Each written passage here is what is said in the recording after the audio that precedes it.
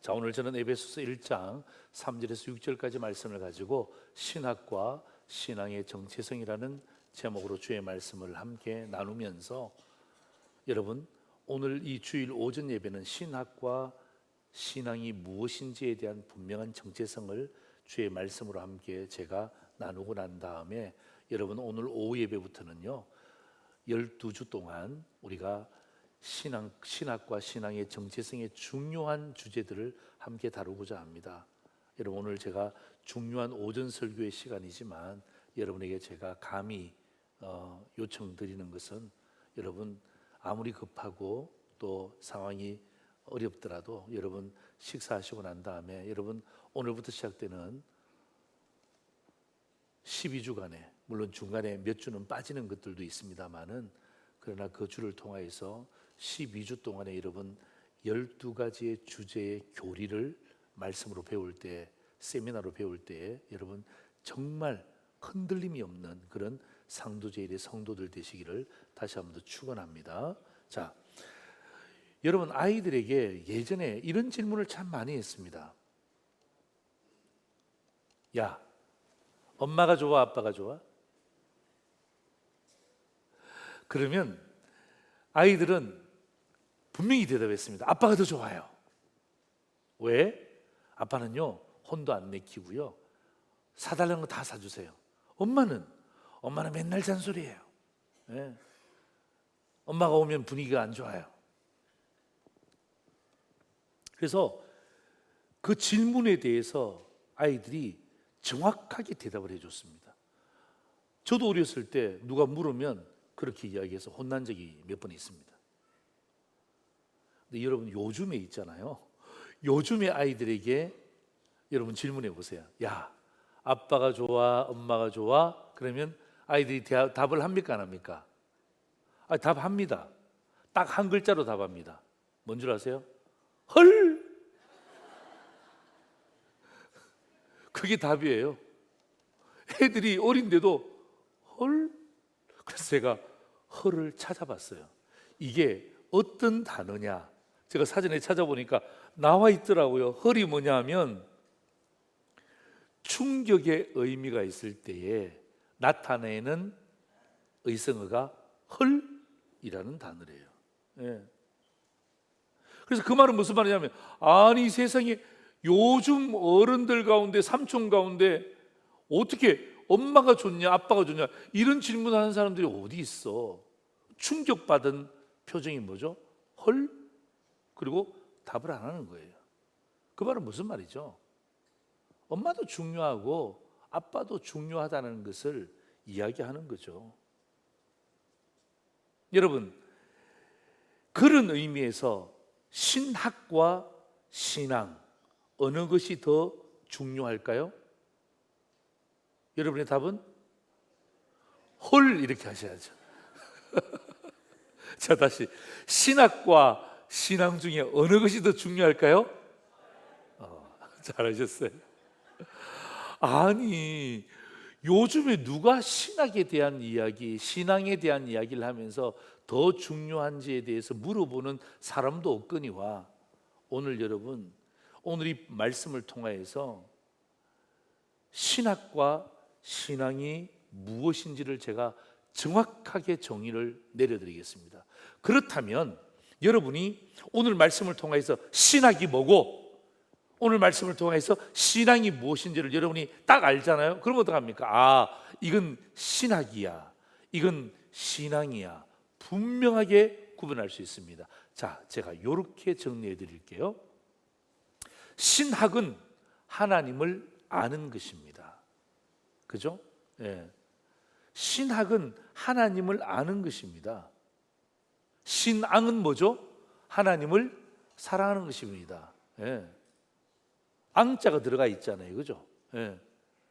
그러니까 신학은 하나님을 아는 것이고 신앙은 하나님을 사랑하는 것이다. 여러분, 물론 여러분 신학의 정의와 신앙의 정의는 사람마다 다릅니다만은 오늘 제가 여러분의 담임 목사로서 여러분에게 분명하게 선을 그어 드리는 것은 바로 저것입니다. 그래서 여러분들이 누군가가 와서 신학적인 부분들을 이야기하면 저것은 하나님에 대해서 아는 학문이다, 이렇게 생각하시면 되고, 신앙은 학문이 아니라 하나님을 사랑하는 우리의 삶의 실천이다, 이렇게 보신다면 두 가지는 확연히 구분할 수 있습니다.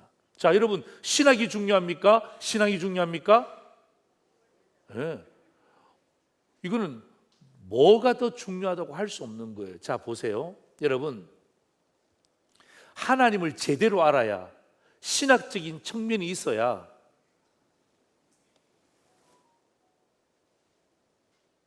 하나님에 대해서 확실히 사랑할 수 있는 신앙적인 태도가 됩니다. 반대로요, 하나님을 확실히 사랑하잖아요.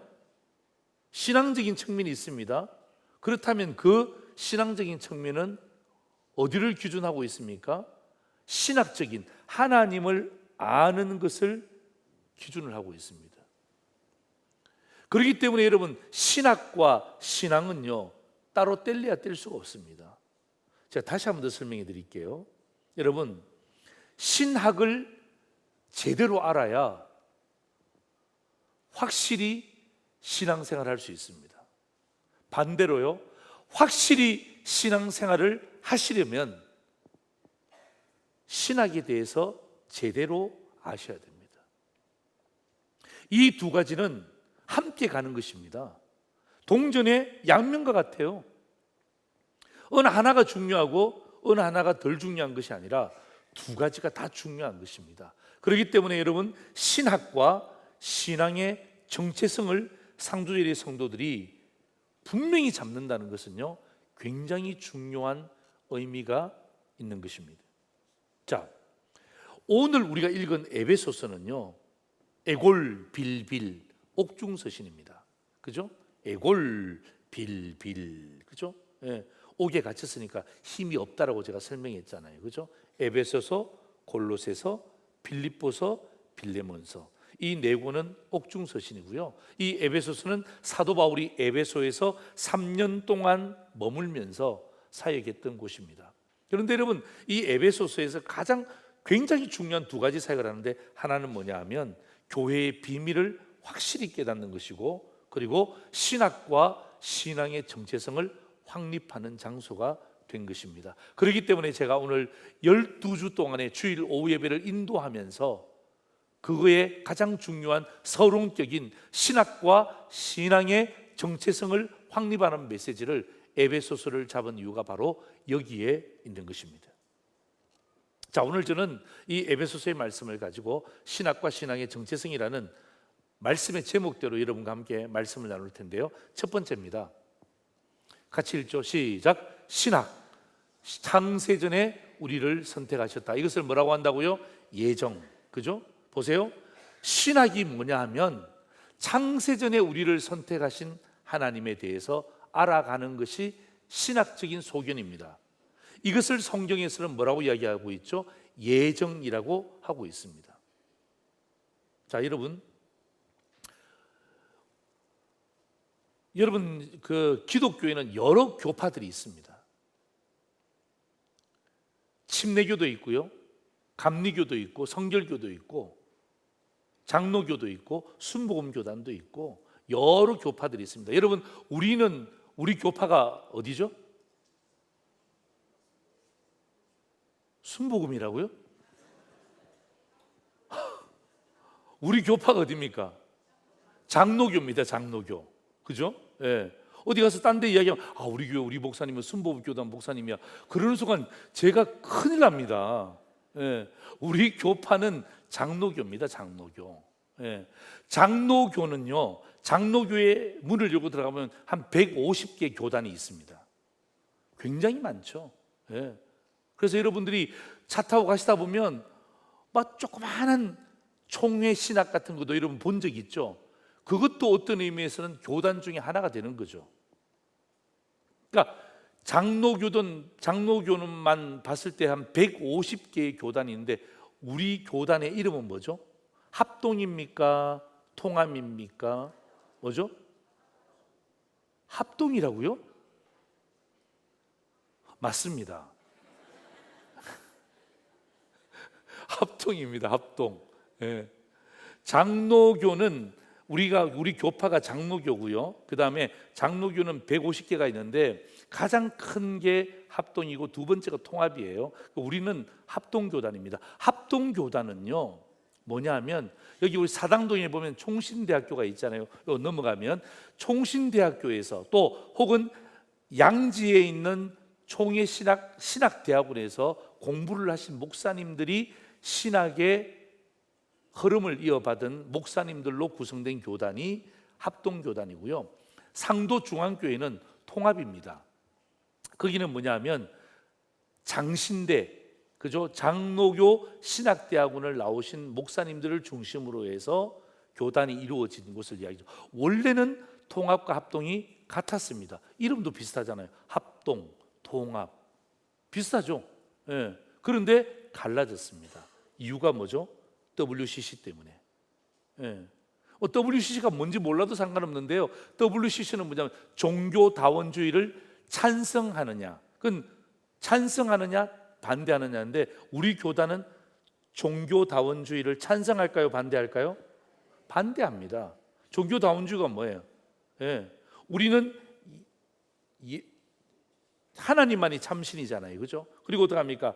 모든 것은 예수 그리스도로 귀결되지만 여러분 종교다원주의는 하나님도 신이지만 또 다른 것도 신이 될 수 있다고 인정하는 부분들이에요. 그런데 여러분 통합교단이 다 그렇다는 건 아니고 교단이 그런 흐름을 갖고 있지만 개교회에서 목회하시는 분들은 아닌 분들이 굉장히 많이 있습니다. 그러니까 그 문제 때문에 갈라진 거예요. 그래서 우리는 합동교단이면서 종교다원주의를 반대하고 동성애 차별금지법을 당연히 반대하죠. 왜냐하면 성경과 배치되고 있기 때문에. 그런데 여러분 150개 장로교단의 가장 중요한, 그리고 그 장로교를 표방하는 교단이 내세우는 가장 중요한 교리가 있는데 여러 개의 교리 가운데 가장 중요한 교리가 뭐냐면 예정론입니다. 예정론. 예. 뭐라고요? 예정론입니다. 예정론. 여러분 들어보셨죠? 예정론이 장로교단에서는 굉장히 중요하고 장로교의 창시자 칼빈이 장로교회를 만들 때 하나님의 예정에 대한 부분들을 분명히 한 거예요. 그래서 우리는 하나님의 예정을 믿습니다라는 그 교단이란 말이에요. 자, 예정이 뭐냐? 자, 오늘 본문에 나옵니다. 4절과 5절 보실래요? 곧 창세전에 그리스도 안에서 우리를 택하사. 창세전에 우리를 그리스도 안에서 하나님이 택하셨대요. 5절에 보세요. 그 기쁘신 뜻대로 우리를 뭐 했다고요? 예정하셨다. 이게 예정론의 가장 중요한 성경 구절이기도 합니다.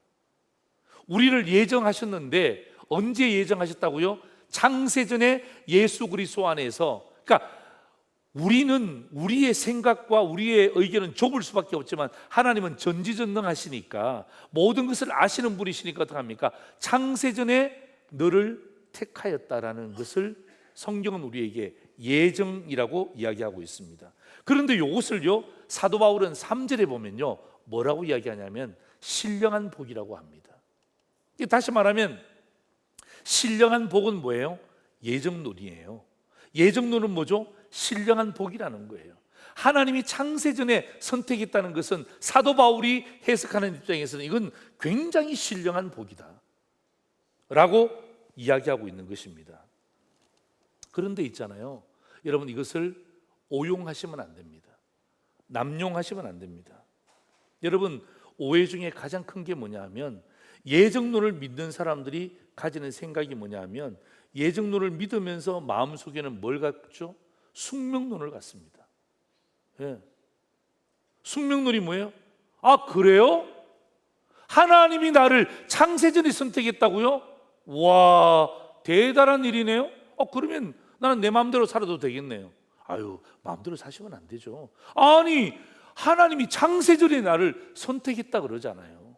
예. 내가 이 땅에 태어나기 전에도 하나님이 선택해서 나를 부르셨다면 하나님이 다 아시는데 내가 할 게 뭐가 있습니까? 나는 그냥 내 마음대로 이 땅 가운데 살아가겠습니다. 예정론을 잘못 생각하면 숙명론으로 가는 것입니다. 이것은 예정론의 오해가 되는 것입니다. 오용이 되는 것입니다. 남용이 되는 것입니다.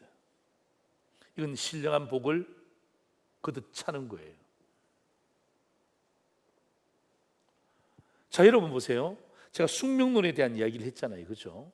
그 다음에 제가 예정론에 대한 이야기를, 창세전에 우리를 선택하셨다.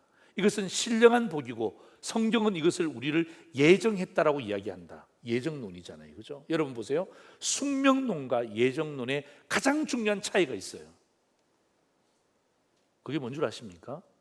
그게 바로 하나님의 주권을 어떻게 해석하느냐에 따라 달려있는 거예요. 여러분, 이거 굉장히 중요한 거예요. 예. 여러분, 이런 질문 던질 수 있잖아요. 하나님이 다 예정하셨다면 난 내 마음대로 살면 되겠네. 그럼 내 인생도 다 정해져 있는데 굳이 내가 열심히 일할 필요가 뭐 있냐? 나중에 내가 가는 길이 당연히 정해져 있고 내가 어떤 방향으로 살지를 다 하나님은 아시는데, 그건 예정론을 오해하는 숙명론자의 핑계입니다. 여러분, 예정론과 숙명론의 가장 중요한 차이는요, 하나님의 주권을 어떻게 해석하느냐에 따라 달려져 있는 것입니다. 숙명론은요, 하나님이 다 하셨기 때문에 내 주권은 하나도 없다. 나는 아무것도 할 수 없다. 내 자유의지는 다 필요 없는 것이다. 이게 숙명론자로 가는 것입니다. 결국은 여러분, 이 숙명론의 끝은 무엇입니까? 좌절이고 상실이고 결국 어떻게 하면 신앙의 세계를 떠납니다. 예정론은 뭐냐면요, 예정론은요, 하나님의 주권에 대한 부분들을 내 의지를 가지고 하나님의 주권, 하나님이 예정하신 것을 내 삶 속에서 발견하는 거예요. 창세전에 선택하셨던 하나님, 나를 창세전에 선택하셨지만 내가 이러한 삶을 살 수 있도록 하나님이 창세전에 나를 선택하셨군요. 참 감사합니다. 예. 내 삶 속에서 하나님의 주권을 계속해서 발견해 나가는 것이 진정한 예정론자의 가장 중요한 핵심이에요. 여러분, 이게 신학입니다. 신학은요, 창세전에 나를 선택하신 하나님에 대한 것을 알아가는 거예요. 그것을 칼빈은 예정론이라고 한 거예요. 오늘 성경에도 나오고 있는 단어잖아요, 그죠? 여러분, 이게 신학입니다. 여러분, 이게 흔들리면 안 돼요. 그래서 어떡합니까? 숙명론자라든지 또 신앙세계에 들어가지 않는 사람들이 예정? 그러면 어떡합니까? 충분히 상식적으로 질문을 던질 수 있잖아요. 그럴 때 여러분이 이야기하셔야 될 게 뭐냐면, 하나님의 주권에 대한 부분들을 내가 하나님의 나에게 주신 그 인간적인 자유의지를 통해서 어떻게 내 삶 속에서 하나님의 예정을 발견해 나가는가, 그 발견하는 그 기쁨이 그때 있단 말이에요. 예. 그래서 여러분, 진짜 예정론자는요, 내 삶 가운데 하나님의 예정을 내 삶 가운데 매일매일마다 발견하기 때문에 기뻐하지 않을 수가 없는 거예요. 예를 들어서 설명하죠. 지난주에 우리 교회 등록하신 가정이 있습니다. 여러분, 그 가정은 우리 교회를 오는데 2시간 반이 걸린다고 합니다. 양주에서 우리 교회를 오십니다. 여러분, 그분이 우리 교회를 오실 때 2시간 차를 타고 지하철을 타서 2시간 반입니다. 그 전에 화장을 해야 되죠, 그죠? 그 전에 식사해야 되죠. 그러면 제가 봤을 때는 적어도 3시간 반 이상 걸린다고 보는 게 맞죠.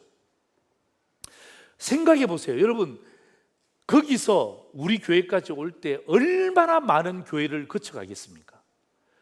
우리 교회보다 훨씬 큰 교회도 있고 우리 교회보다 훨씬 더 명성이 좋은 교회도 있을 거예요. 그런데 좌우턴 2시간 반을 거쳐서 우리 교회로 옵니다. 그리고 제가 신방했을 때에, 목사님, 제 남편이 꼭 교회를 나갔으면 좋겠습니다. 누가 나오냐고요. 누가 나와요? 나라도 안 나가겠어. 예. 여러분, 양주에 교회가 얼마나 많이 있습니까? 오다 보면 교회가 얼마나 많이, 여보, 야, 가까운 교회 나가면 내가 나가지, 이렇게 말할 수 있잖아요. 그런데 그 성도님은 그게 아니에요. 예. 일단 우리 교회에 등록하고 우리 교회에 다니기로 작정한 이상은 비가 오도 눈이 와도, 심지어 심야기도에도 양주에서 나오세요. 그리고 마치고 가십니다.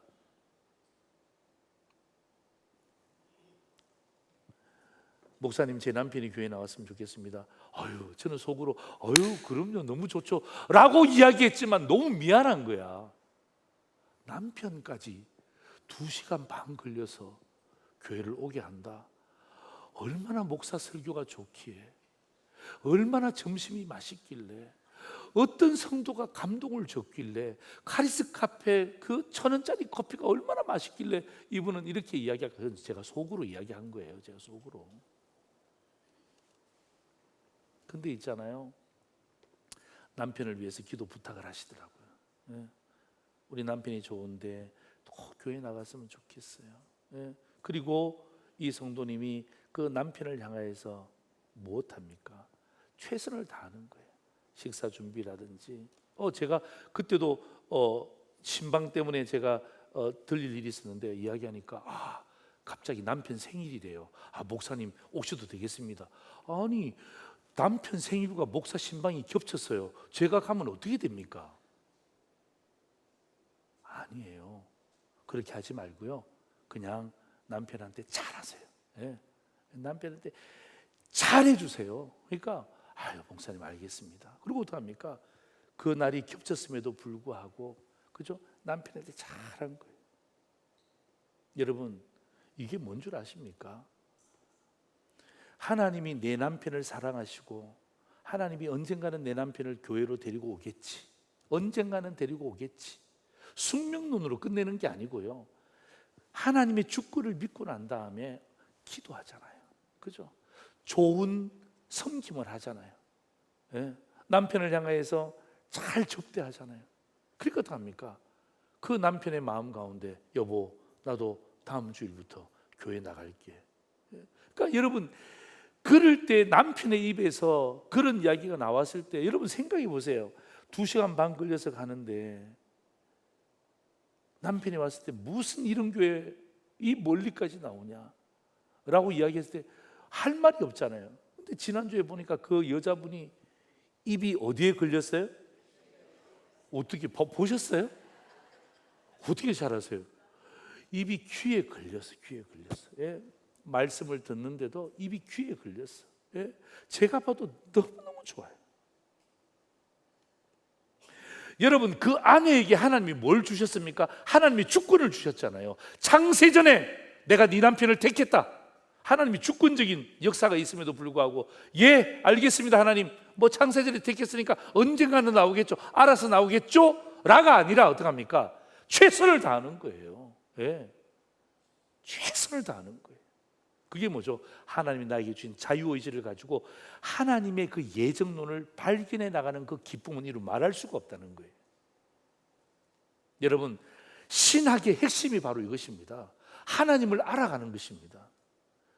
여러분 신학은 여러 개의 주제가 있지만 오늘 제가 여러분에게 던지는 가장 중요한 주제는요, 신학적인 주제는 뭐냐면 창세전에 하나님의 주권적인 의지를 통하여서 오늘 저와 여러분을 선택했다는 이 예정론의 교리를 여러분 믿음으로 받으시기를 주의 이름으로 축원합니다. 숙명론이 아니에요. 뭐 나오겠지, 되겠지, 이게 아니라 하나님의 주권의 역사를, 그 예정론의 주권의 역사를 무엇합니까? 여러분 내 삶에서 발견해 나가는 그 기쁨이 나는 상두제리 성도들이 있기를 다시 한 번 더 주의 이름으로 축원합니다. 예, 그게 중요한 거예요. 여러분 이게 신학입니다. 여러분 생각해 보세요. 하나님이 선택하셨어요. 그죠? 창세전에 우리를 선택하셨어요. 여러분 나의 부족함 때문에 이게 취소될까요? 천만에요. 예. 하나님이 창세전에 우리를 선택하셨다는 이 신학적인 논제는요, 나의 부족함 때문에 취소되지 않습니다. 여러분 하나님의 선택에는 오류가 있다 없다? 없습니다. 예. 여러분 우리는 잘못 선택할 수 있잖아요. 그죠? 우리는 잘못 선택해서 어떡합니까? 공경을 치른 적도 있습니다. 저도 젊지만 지하철 잘못해갖고 딴 데 간 적이 있어요. 가도 끝이 안 나오고 나중에 보니까 잘못된 방향을 타고 있는 거야. 그러면서 순간 좀 깜짝 놀란 거예요. 내가 왜 이러지? 예. 이런 실수, 잘못된 선택할 수 있잖아요. 그러나 하나님은 내 부족함으로 인하여서 하나님의 선택이 취소되지 않습니다. 하나님의 선택은요 오류가 없습니다. 여러분 창세전에 하나님이 나를 선택하셨다라는 이 신학적인 개념은요, 오늘 저와 여러분을 든든히 세워주는 기둥이 되는 줄 믿으시기를 주의 이름으로 축원합니다. 그래서 여러분 어떡합니까? 이 신학적인 부분들이 흔들리면 안 돼요. 예. 여러분, 사탄은요 계속해서 흔듭니다. 뭐라고 흔들죠? 야, 창세전에 하나님이 너를 선택했다. 그래, 맞아, 나도 알아. 귀신도 예수를 아니까. 그죠? 사탄도 하나님의 역사를 알죠. 그래, 창세전에 내가 너를 선택한 것도 안다. 하나님이 너를 선택했다는 걸 안다. 그런데 네 하는 모습을 봐라. 세상 말로 네 하는 꼬라지를 봐라. 하나님 기뻐하시겠냐? 그럴 때 어떡합니까? 우리가 어떻게 되죠? 확 위축이 되는 거예요. 야, 그래, 내가 이거밖에 못 사는데, 내가 이거밖에 못 하는데. 계속해서 사탄은 뭘 흔듭니까? 신학을 흔들어요. 아시겠어요? 사탄이 흔드는 건 뭐예요? 신학을 흔드는 거예요. 창세전에 너를 선택했다? 그래, 나도 인정한다. 그러나 네 삶을 봐라. 그게 진짜 하나님이 너를 선택했다는 것에 대한 증거가 되느냐? 그럴 때 어떡합니까?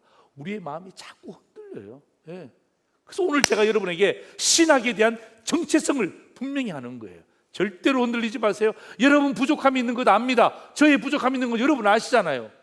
그러나 그럼에도 불구하고 하나님이 창세전에 나를 선택했다는 이 신학적인 논제는 결코 변함이 없습니다. 하나님의 선택에는요 오류가 없다는 것입니다. 그렇기 때문에 여러분, 이 신학의 정체성이 흔들리지 않기를 주의 이름으로 축원합니다. 두 번째입니다. 같이 읽을까요? 시작. 신앙, 은혜의 영광을 찬송하게 하셨다. 뭐예요? 감사합니다. 감사. 예. 첫 번째는 신학에 대한 정의를 제가 내려드렸죠. 하나님을 아는 것, 창세전에 나를 선택하신 하나님. 그죠? 신앙은 뭐냐 하면 은혜의 영광을 찬송하게 하셨다는 것입니다. 여러분 보세요. 신학은 반드시 신앙으로 나타나야 됩니다. 제가 좀 전에 말씀드렸죠. 하나님을 제대로 알아야 신앙생활을 확실히 할 수 있습니다. 다시요, 하나님을 제대로 아셔야 여러분의 신앙이 확실해집니다. 여러분, 그래서 내 삶 속에 이 예정론에 대한 신학적인 주제가 내 삶 가운데 나타나야 돼요. 예. 신앙으로 나타나야 된다고요. 자, 여러분 6절 한번 보세요. 이는 그가 사랑하시는 자 안에서 우리에게 거저 주시는 바. 예. 이게 중요한 단어예요. 예. 여러분, 인은이 뭐예요? 인은은 이유 아닙니까? 왜 창세전에 우리를 선택하셨는가? 신학적인 주제를 다루고 난 다음에 그 다음 나오는 단어가 인은, 이유는. 신학적인 논제를 주신 이유는 뭐예요? 그가 사랑하시는 자 안에서 우리에게 거저 주시는 바 그의 은혜의 영광을 찬송하게 하려는 것이다.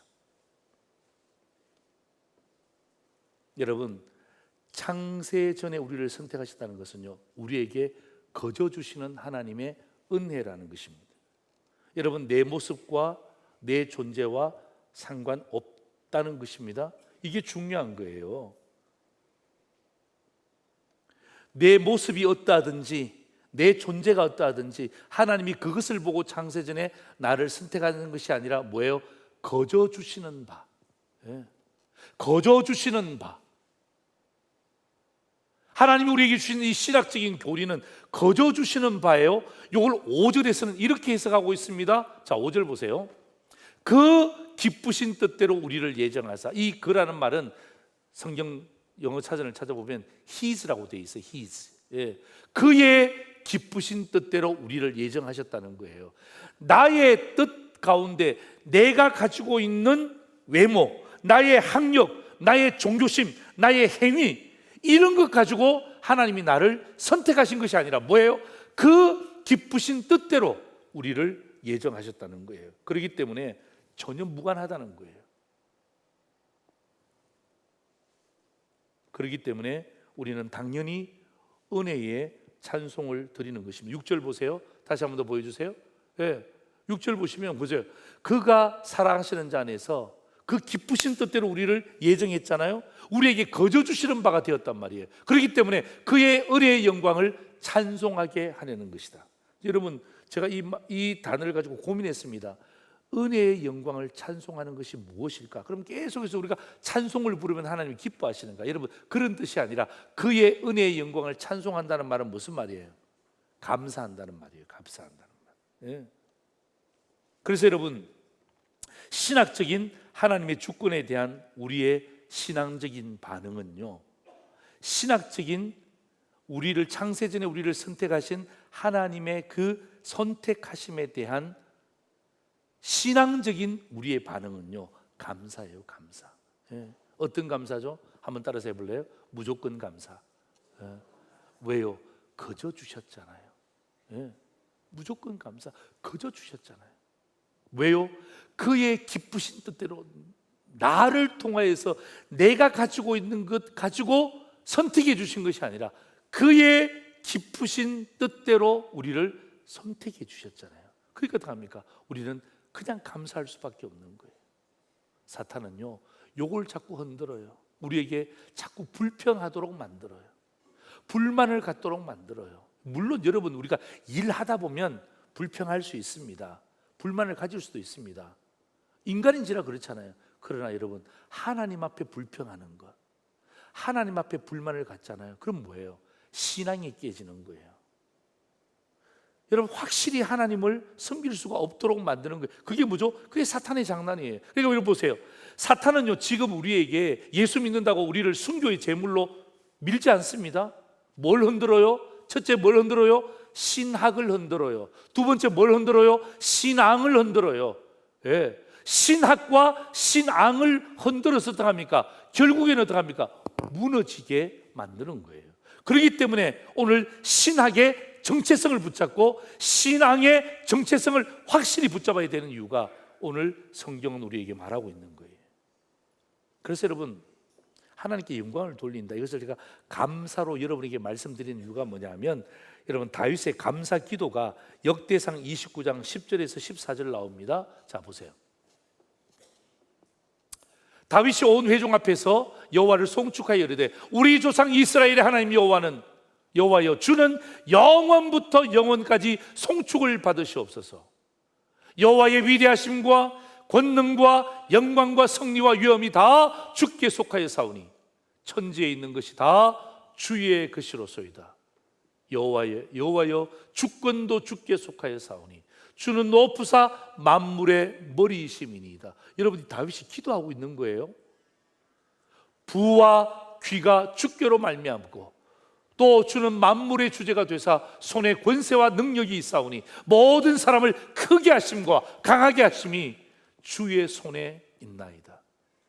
우리 하나님이여, 이제 우리가 주께 뭐하오니? 감사하오니 주의 영원한 이름을 찬양하나이다. 여러분, 14절 우리 같이 한번 읽습니다. 여러분, 제가 읽었던 방식대로 읽어야 돼요. 준비, 시작. 아니, 잠깐만. 제가 그렇게 읽었어요. 다시 한번 시작. 나와 내 백성이 무엇이기에 이처럼 즐거운 마음으로 드릴 힘이 있었나이까? 모든 것이 주께로 말미암아 사오니 우리가 주의 손으로 받은 것으로 주께 드렸을 뿐이니이다. 아멘. 모든 것이 주께로 말미암아 사오니 우리가 주의 손으로 받은 것으로 주께 드렸을 뿐이다. 이게 뭐죠? 이게 감사예요. 여러분, 하나님이 이렇게 말씀하잖아요. 다윗을 만나니 내 마음을 불편하게 하는 자로다, 그렇게 했죠. 어떤 자라 그랬어요? 합당한 자라 그랬잖아요. 다윗을 보니 내 마음에 뭐하다고요? 합당한 자다. 저는요, 다윗을 평가할 때, 오늘 본문을 가지고 평가할 때 다윗은요, 신앙이 진짜 좋은 사람이었어요. 예. 신앙이 진짜 좋은, 모든 것이 주께로부터 왔기 때문에 내가 주님 앞에 감사의 제물로 올려드립니다. 예. 그러니까 여러분, 이 다윗을 보니까 하나님의 마음에 감동이 안 될 수가 없는 거예요. 하나님 마음에 합하지 않을 수가 없는 거예요. 저는요, 여러분, 우리 인생을 이제 얼마 살지 모르지만 사랑하는 상도제일 성도 여러분, 오늘 유튜브를 통해서 함께 말씀을 듣고 있는 성도 여러분, 여러분 이왕 한 번뿐인 인생입니다. 살아가실 때에 진짜 신앙 좋은 성도로서 삶을 살아가세요. 네. 감사하세요. 네. 감사하세요.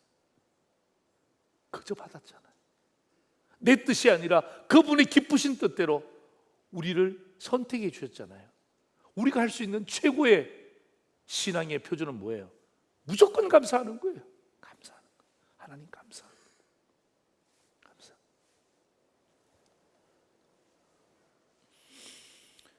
여러분, 이번에 제가 울산에 있는 우정교회에서 109회 총회를 했지 않습니까?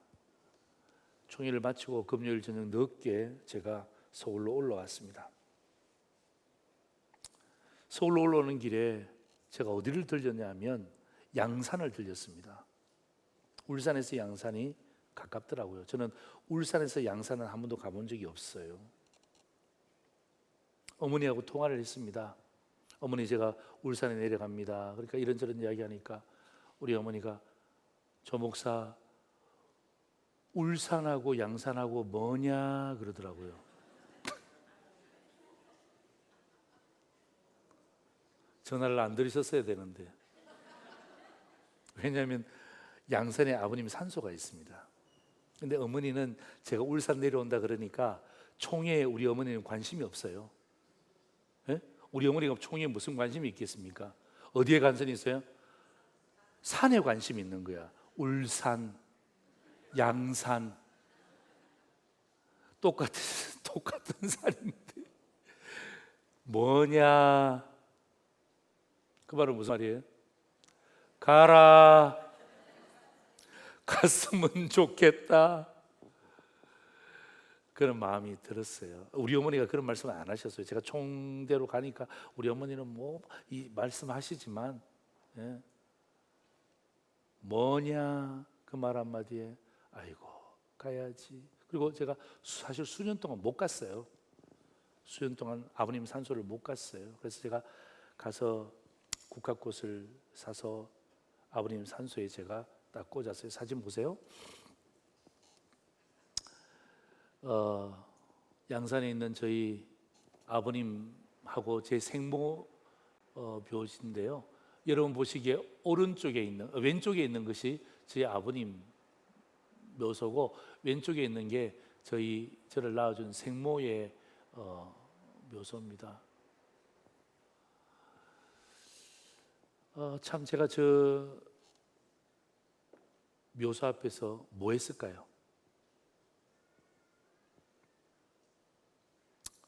저 묘소 앞에서 제가 기도하면서 묵상하면서 상도제일교회에서 담임 목사로 거의 제가 20년을 사역을 했잖아요. 아버지 고마워요. 아버지한테 배운 것 가지고 목회 참 우리 당회 잘 운영하면서 최선을 다해서 이렇게 목회하고 있습니다. 그리고 109회 총회에 있었던 내용들이 있잖아요. 중요한 결정들이 되어진 것에 대해서. 왜냐하면 아버지도 총대였어요. 그렇기 때문에 아버지 총대, 아들 총대잖아요. 그래서 제가 아버지한테 그 총대에 대한 감사 보고를 하고, 그리고 제 큰딸이 결혼했잖아요. 제가 산소를 못 들렸거든요. 그래서 큰딸 아라가 결혼한 것에 대해서도 제가 아버님한테 감사 보고를 드리고 난 다음에 그때 제 마음이 너무 후련한 거예요. 사실은 좀 부담이었어요. 왜냐하면 정말 수년 동안 못 갔어요. 오늘 저 사진을 보면서 어떤 분이 나가시면서 목사님 생모 잔디 까세요. 나는 그거 보라고 한 게 아닌데 또 그분은 또 그것만 또 눈에 보이나 봐. 하여튼 다양한 성도들이 있어. 목회하기가 쉽지 않습니다. 나는 전혀 생각하지 않았는데 올라가면서 손을 탁 잡으면서 그 이야기를 하시더라고요. 난 전혀 생각도 하지도 않았는데 그걸 딱 보고를 하고 나니까 내가 감사에 대한 부분들이잖아요. 아버지가 모르겠습니까? 아시겠죠? 그 보고를 하고 나니까 내 마음이 후련해지는 거예요. 여러분, 효도가 뭐예요? 큰 것이 아니라 작은 것에 감사하는 거예요. 진짜입니다. 여러분, 부부 사랑이 뭐예요? 부부 사랑이 뭐예요? 작은 것에 감사하는 거예요. 여러분, 성도 사랑이 무엇입니까? 작은 것에 감사하는 거예요. 예? 그게 신앙입니다. 여러분, 감사하는 것, 그걸 여러분 하나님이 우리에게 주신 신앙의 표지입니다. 왜? 창세전에 내가 너를 선택했다는 이 신학적인 교리 밑에서 여러분, 우리의 신앙은 뭐냐면 감사하는 거예요. 성도 여러분, 우리는 감사하면서 이 땅 가운데 살다가 천국 가기에도 시간이 짧습니다. 진짜입니다. 감사하면서 살아가기도 진짜 짧은 시간을 살아갈 때 여러분, 왜 불평합니까? 왜 불만납니까? 여러분, 하나님 우리에게 주신 것에 대해서 진짜 무조건 감사, 기쁨으로 감사해 보세요. 여러분, 그것은 뭐냐 하면 제가 좀 전에 이야기했던 것처럼 뭐 부부끼리도, 성도끼리도 그 사람에 대한 감사가 아니라 실은 그 사람을 주신 누구께? 하나님께 감사하는 거예요. 그게 감사의 진짜 이유입니다. 내가 감사하잖아요. 여러분, 식당에서 오늘 밥 드시면서 감사할 것 아닙니까? 그 감사는 그 사람이 수고해서 나에게 밥을 줬구나, 그것도 감사지만 사실은 감사의 진짜 의미는 뭐예요?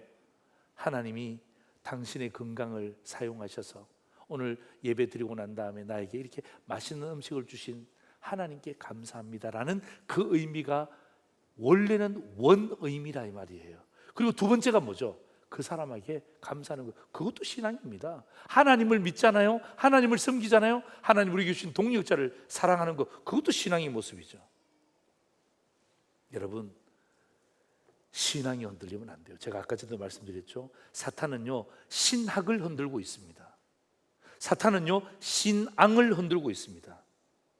여러분, 신학과 신앙은 늘 함께 가는 거예요. 오늘 여러분의 삶 가운데 하나님, 내가 부족하지만, 연약하지만 오늘 목사님 말씀을 듣고 신학과, 이 신학이 뭐죠? 여러 종류가 있지만 오늘 제가 여러분에게 짚어드린 신학적인 논제는 뭐죠? 창세전에 나를 선택하신 하나님, 예정론이죠. 이 신학이 뭐예요? 신앙으로 나타나야 돼요. 감사로, 내 삶의 현장에서. 아시겠어요?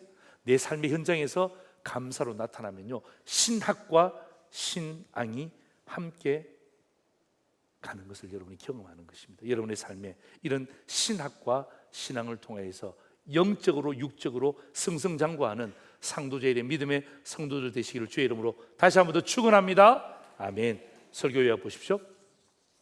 신학과 신앙의 정체성이죠. 첫 번째입니다. 같이 읽을까요? 신학, 창세전에 우리를 택하셨다. 뭐죠? 예정이죠. 두 번째입니다. 신앙입니다.